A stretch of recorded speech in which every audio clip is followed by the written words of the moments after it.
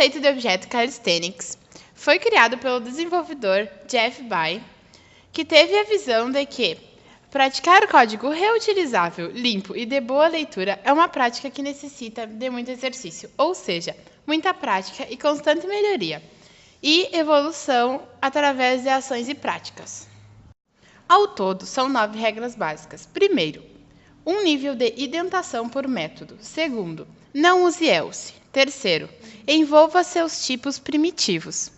Quarto, envolva suas collections em classes. Quinto, uma chamada de método por linha. Sexto, não abrevie. Sétimo, mantenha as classes pequenas. Oitavo, não mantenha classes com mais de 2 variáveis de instância. Nono, sem gets e setters.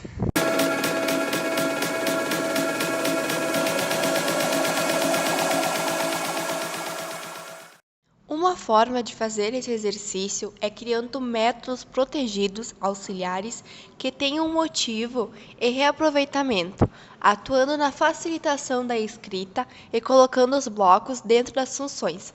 Como podemos ver no exemplo, criamos a classe cliente e então seguindo os métodos protegidos, na qual nos facilita e muito. Como já especificado, devemos internamente, dentro de uma função, usar somente o nível de indentação. Quanto mais níveis de comandos de decisão ou estruturas de decisão, mais complexo o método fica.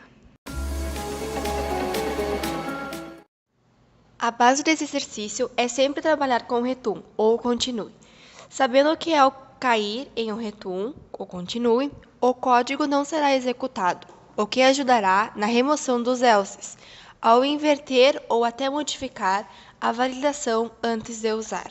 Como podemos observar, a única diferença entre os dois comandos é que um tem o else e o outro tem o continue. Aqui a gente tem um exemplo da terceira regra, que é envolva seus tipos primitivos. Explicando por cima, o int por conta própria ele é um tipo sem significado. Então, quando a gente tem um método que um dos parâmetros é int, ele precisa fazer todo o trabalho para expressar a intenção, ou o programador tem que perder um certo tempo tentando entender o intuito. Então, se em vez disso a gente tivesse um parâmetro no método que fosse tipo hora, é muito mais fácil a gente saber o comportamento do parâmetro e do método.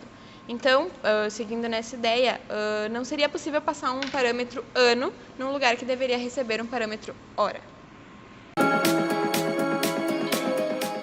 A gente tem um exemplo da nona regra, que é não usar getters e setters.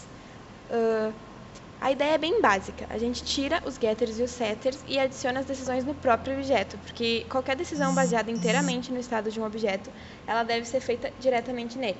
Os benefícios quando a gente aplica essa ideia é reduzir a duplicação das regras e dar melhor compreensão àquele objeto.